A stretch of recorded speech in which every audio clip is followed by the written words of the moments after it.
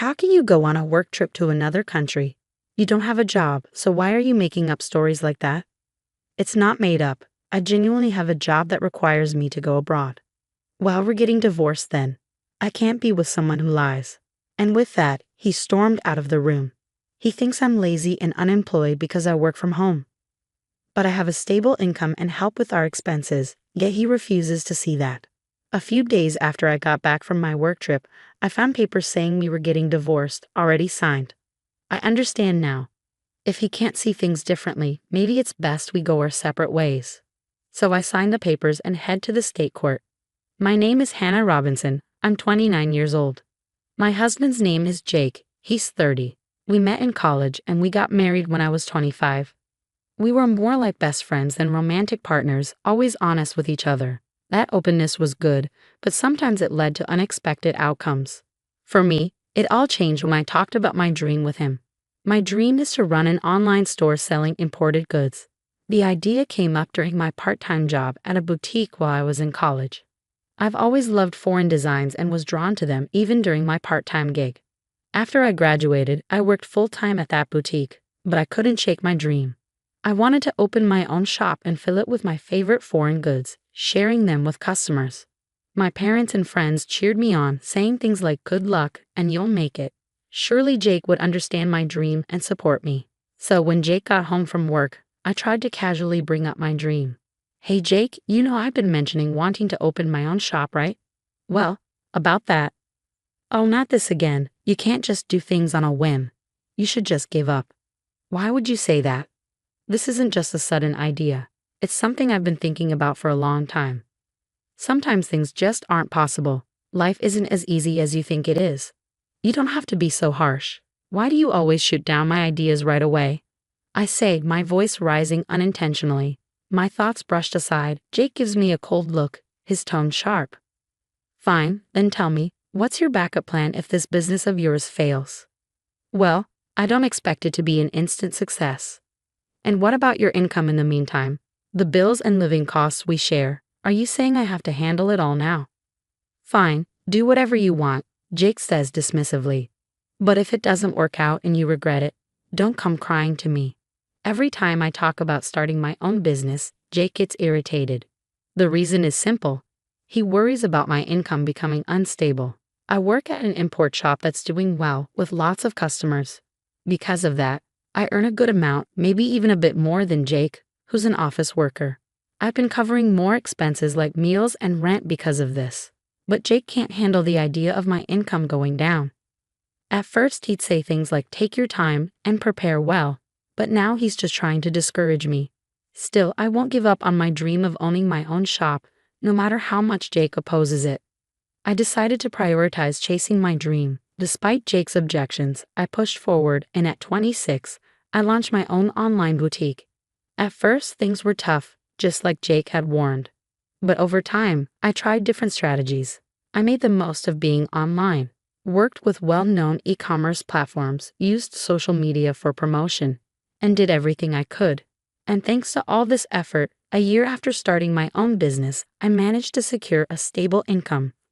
From there, I grew my customer base and expanded my product range. Now my annual sales reached $300,000. Because Jake had been so against it, I never talked to him about my sales. I figured he wouldn't be interested anyway, and he never asked. But he always reminded me about the bills and living expenses. I just handed over the money he asked for without argument and tried to keep work-related talk neutral. Then one day, I got a message in the DMs of my online shop. I'm a regular customer of your shop. I was wondering, could you start selling furniture in addition to the international knickknacks? Actually, many customers had asked me to add furniture to my shop's offerings. But selling furniture online is tricky compared to smaller items. Furniture is more expensive, and factors like material matter a lot. Even though I had experience working at an import shop, selling furniture without seeing it first comes with risks. So I decided to reach out to my old boss at the import shop to talk about it. Hello, is this the manager? I'd like to discuss something with you. As soon as Maggie, the manager, recognized me, she sounded genuinely excited. Hannah, it's been a while. If there's anything I can do to help, just let me know. Well, I've been getting requests to sell furniture in my online shop. Furniture? That sounds like a challenge. So I was thinking of seeing the items in person before selling them. How do you source your items, Maggie? I see what you're getting at. I can definitely help with that. Maggie, who had connections with overseas suppliers from before, offered to reach out to one of them and organize for them to supply furniture to my online shop. Thanks to my good relationship with Maggie, the overseas supplier agreed to Maggie's suggestion. I decided I would travel abroad to find the furniture, but I couldn't just leave without telling my husband. So that night, I brought it up with him. Jake, about the week after next, would it be okay if I was away for about a week? A week? Why do you need to be gone for so long? Well, you see, I might have to go abroad for work with Maggie from the shop I used to work at. Huh, going abroad? That's a pretty unbelievable lie. What do you mean? My husband pointed at me, his expression mocking. You're going overseas for work? You barely have a job. What are you even talking about? Well, hold on a second. You know I have my online shop, right? This trip abroad is for finding items to sell in the shop.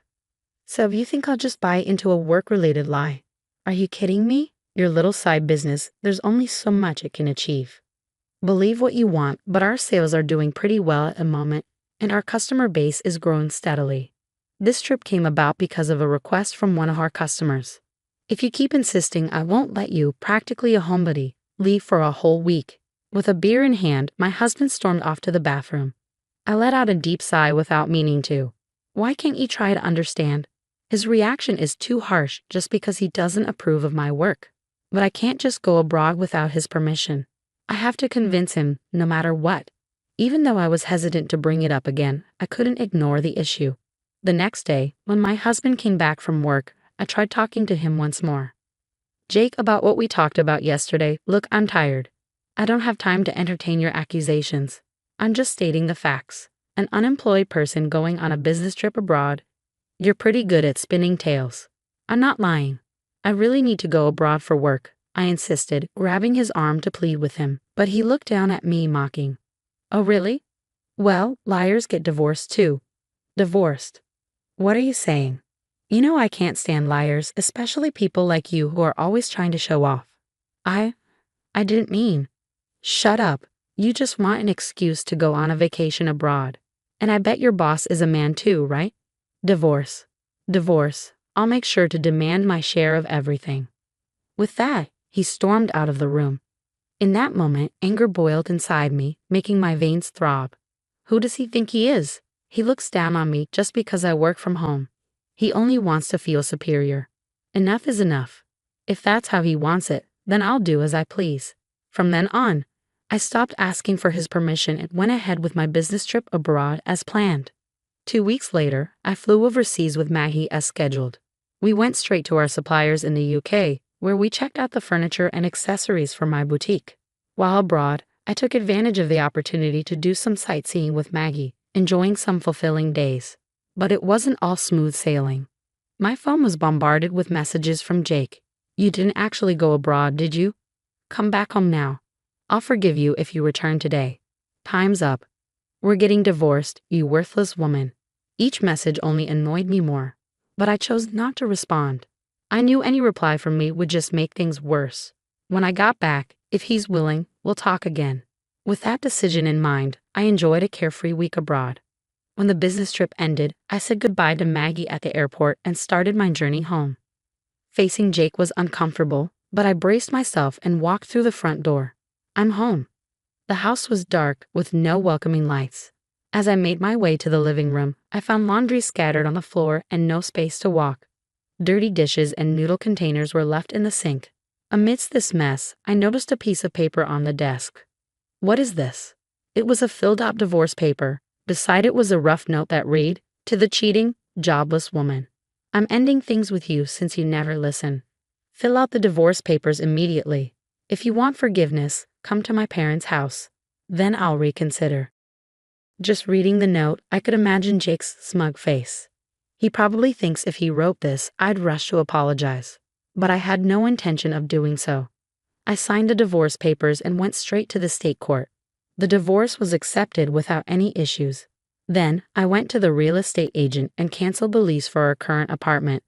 Actually, this apartment was mine from when I was single. Jake moved in when we started living together because it was big enough. We talked about finding a bigger place when we had kids, but that's not happening now. After canceling the lease, I started packing immediately. The next day, I sent all my stuff back to my parents' house and arranged for Jake's things to be sent to his parents' house. All the while, he kept sending me messages with absurd demands. Stop being stubborn and come apologize now. You have until the end of the week. Got it? And so on. But I ignored them all. Once the apartment was empty, I went back to my parents' house. A week later, my phone had been ringing nonstop since morning. Even though I ignored it, it kept on ringing. Reluctantly, I decided to answer the call. Hoping it would be the last, I pressed the answer button. "Hello," he started shouting right away. "What the hell do you think you're doing?" His loud voice caught me off guard, and I instinctively moved the phone away from my ear. Deciding to record the conversation just in case, I responded, "What's the problem?" "There's nothing left to talk about." "Don't play games with me. Why were all of my things delivered to my parents' house?" "I just got to the apartment and it's completely empty." "Oh, well, I canceled the lease, so I had to get rid of everything, right?" "What? Canceled? How dare you do something like that without consulting me?" "Without consulting you? The apartment was in my name. I have the right to make decisions about it, don't I?" At this point, I had nothing to lose. His words had no effect on me, and I responded in a challenging tone. Jake showed his frustration. "Stop messing around. I don't care about the lease. We were married, remember? I lived in that apartment too. You shouldn't have canceled it without talking to me." "Married? Yes. That's right. Even if you've been unfaithful, we're still married. But canceling the lease on our apartment without talking to your husband first? What's going on in your head? Do you think you can just do whatever you want, especially since you're not working? I can't forgive you for this." He kept shouting, not caring about how I felt at all. He's so angry. He doesn't even care about me, I thought. I decided it was time to tell him the truth. Hate to break it to you, but you're getting all worked up about not forgiving me. We're not married anymore, okay?" "What? What do you mean?" "I turned in the divorce papers you forgot about, so now we're not married anymore. Why would I keep renting a place for someone I don't even know?" "Wait, are you kidding?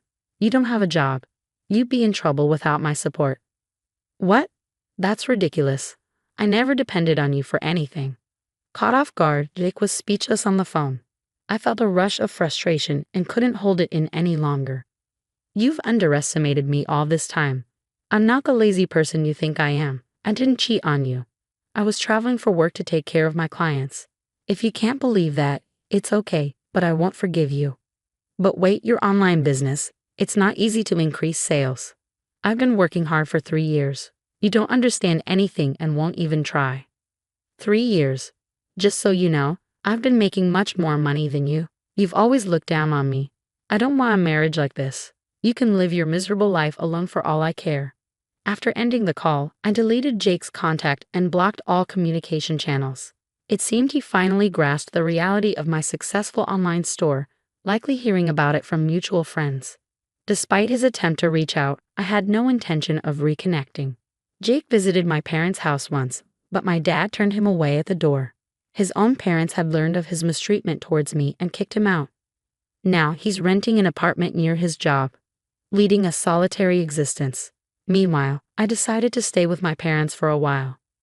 Thankfully, my job allows me to work remotely, which is convenient. Since my parents' house needs some renovation, I plan to start that soon. With my online store thriving, I'm not worried about anything else. I have the freedom to travel whenever necessary. Despite the divorce, I have no regrets about pursuing my dreams. I'll continue to work hard and repay those who supported me.